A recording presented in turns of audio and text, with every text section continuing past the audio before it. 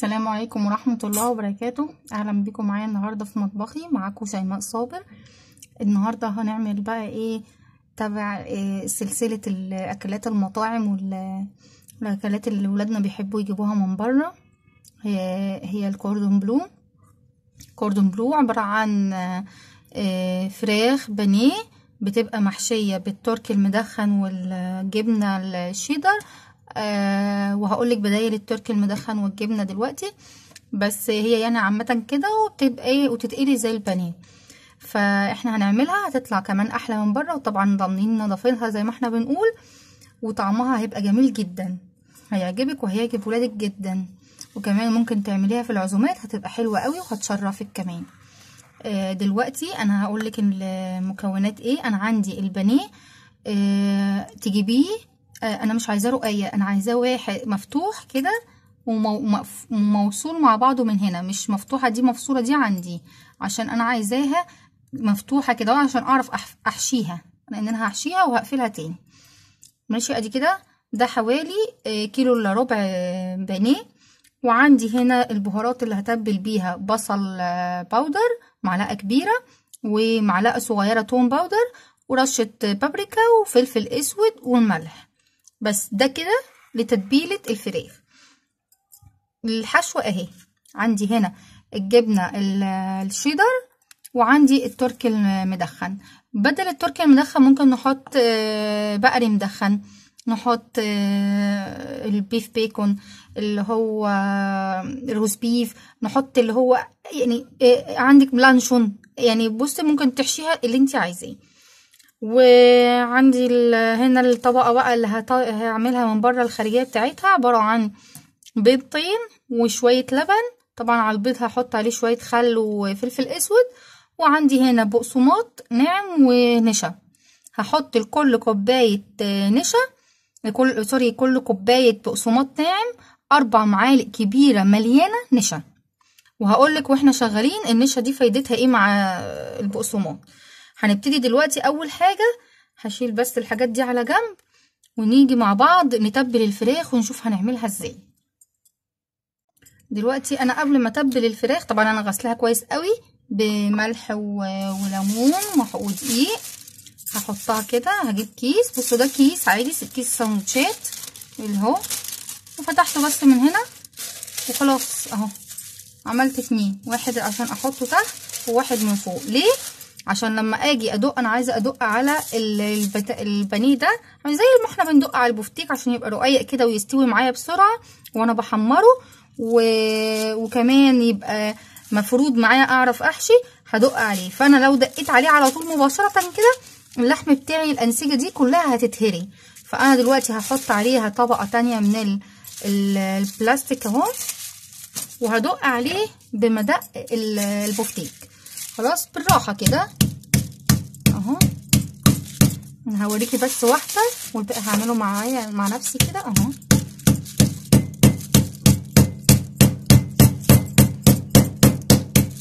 انا كده بطري الانسجه بتاعتي وايه، عشان زي ما احنا قلنا تستوي بسرعه.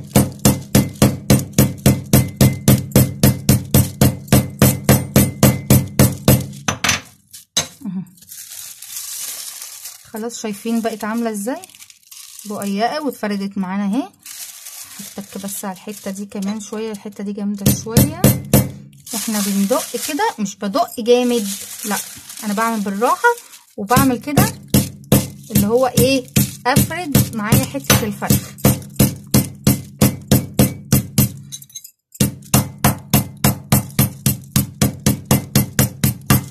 بس انا هعمل بقى بقيه الكميه ونيجي بعد كده نتبلها مع بعض. دلوقتي بقى انا خلاص خلصتهم اهو، بصوا شايفين عامله ازاي، دقت اهي وبقت مفتوحه قدامي عشان اعرف اعملها. تابعيني بقى في الحلقه هقولك ازاي تخلي القشره ما تفكش، وازاي كمان يفضل لونها ذهبي حلو جميل ما تتحرقش، ومن جوه تفضل مستويه وجميله. انا دلوقتي هعمل ايه، هتبلها. قلبت كل البهارات اللي احنا قلنا عليها دي مع بعض كده، وهبتدي ان انا ايه اتبل بيها الفراخ. انا مش عايزه الفراخ عشان ما تفكش مني، مش عايزه احط مواد سايله، فانا دلوقتي هحط بس البودر ده وهقلبه في بعض كده وخلاص، ويبقى كده هي اتبلت معايا. هخلصها كده واتبلها ونرجع مع بعض. كده تبلنا كل الفراخ اهو، شايفين عملناها كلها، وهنسيبها بقى في التتبيله دي كده حوالي ساعتين مثلا. طبعا كل ما هتقعد كل ما هتبقى احلى، بس لو مستعجله ممكن تعمليها نص ساعه وتشتغلي عادي. وزي ما احنا شايفين ناشفه خالص اهي، زي ما قلنا علشان ما تفكش مني واحنا في الزيت واحنا بنحشيها وكده كمان. فانا هسيبها دلوقتي بقى تتبل، وبعدين نرجع مع بعض نشوف ازاي هنكمل بقيه الوصفه.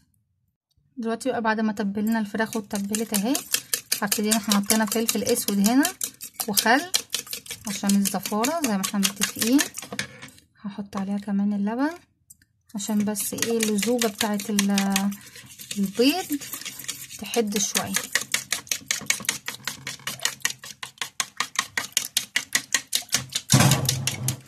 برضو هرش عليها رشه ملح خفيفه عشان بس ما تبقاش عدبه. خلاص كده. وهنا عندي الدقيق، قصدي البقسماط مع النشا مع بهارات. انا طبعا هتبلها ببهارات برضو بابريكا وفلفل اسود، بهارات السبعة، مرقة فورية، بصل باودر وتوم باودر، وهقلب كل الكلام ده كده مع بعضه.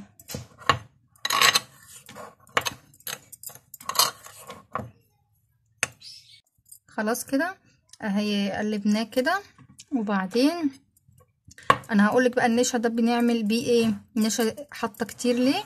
هي طبعا معلقه النشا كبيره مليانه يعني كده، علشان اولا هيديني للطبقه الخارجيه دي قرمشه حلوه، ثانيا هيديني وانا بحمره مش هيخلي الفراخ تتحمر وتتغمق كده وتبقى غامقه، هتفضل لونها فاتح وجميل. اقدر اسيبها في الزيت لغايه لما اللحمه بتاعت الفراخ تستوي، ما تتحرقش مني على طول لو انا حطيتها.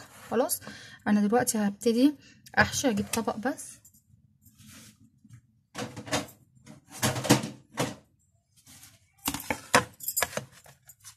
ادي كده.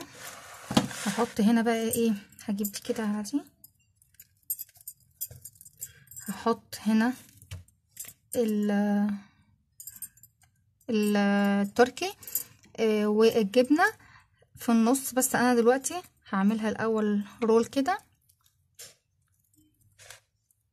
عشان انا لو حطيتها ولفيت الفراخ عليها الفراخ هتخش جوه الحشو بتاعي فمش هتستوي من جوه. فانا دلوقتي عشان اتلافى الحكايه دي احطها بالمنظر اللي احنا شايفينه ده كده، واحطها في النص زي ما احنا شايفين في الحته دي كده، سايبه مكان من هنا عشان انا هعمل كده. هعمل كده هلفها كده علشان بس ايه متفتحش مني في الزيت اهي كده. الحته دي مفتوحه برضو شويه، نقفلها كده على بعض. ممكن اضغط عليها بالمعلقه تلزق في بعض كده ماشي كده. خلاص قفلت اهي، وبصوا بقت عامله ازاي، ولا محتاجه ان انا احط خله ولا اقفل باي حاجه اهو، مقفوله من كل ناحيه كده.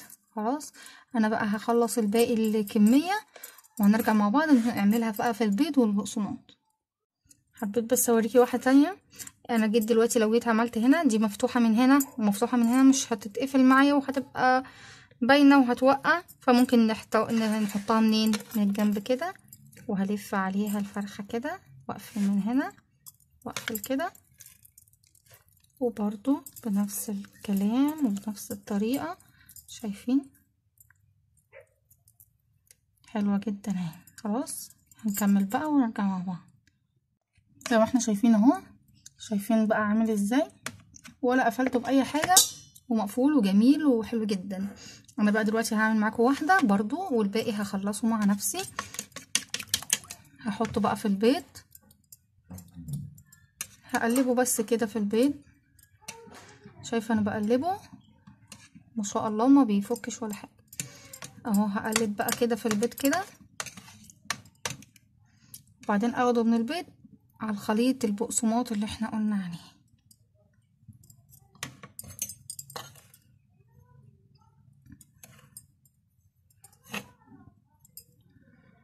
بس كده اهو. هنقفل بقى عليه كويس، وبعدين هنعمل ايه، نحطه في الطبق، وهحطه في الفريزر لمدة نص ساعة قبل ما احمره، عشان القشرة تمسك فيه ما يفكش منك في الزيت. خلاص انا هخلص الكمية واحطها في الفريزر نص ساعة، وبعدين نرجع لكم مع بعض. دلوقتي بقى بعد ما حطيناه النص ساعة اللي احنا قلنا عليها في الفريزر كده، هروح اقليه بقى في زيت سخن غزير. هجيب حاجة غويطة كده واحط فيها الزيت، ولازم يكون سخن، واقلب بيه عادي خالص، بس هقلب بالراحة عشان ما يتفتحش مني وهو في الزيت. هقلي عادي بقى، وهنرجع مع بعض نشوفه بعد ما يتقلي عامل ازاي. وادي الكوردون بلو بقى بعد ما خلص اهو، شايفين شكله عامل ازاي؟ تحفة وطعمه تحفة. وبصي مفتحش مننا في القلي ولا اي حاجة، جميل جدا. شايفين زي الفل بصراحة، هيعجبك جدا وهيشرفك كمان قدام ضيوفك، وجربيها بجد مش هتبطلي تعمليها. هفتح لكم بقى واحدة كمان نشوفها من جوه يبقى عاملة ازاي.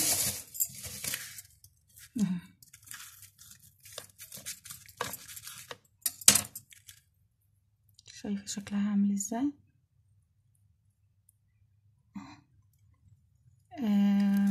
يعني روعة بصراحة. ولو عجبتك الوصفة ياريت لايك وشير وسبسكرايب اشتراك في القناة عشان يوصلك كل جديد. والسلام عليكم ورحمة الله وبركاته.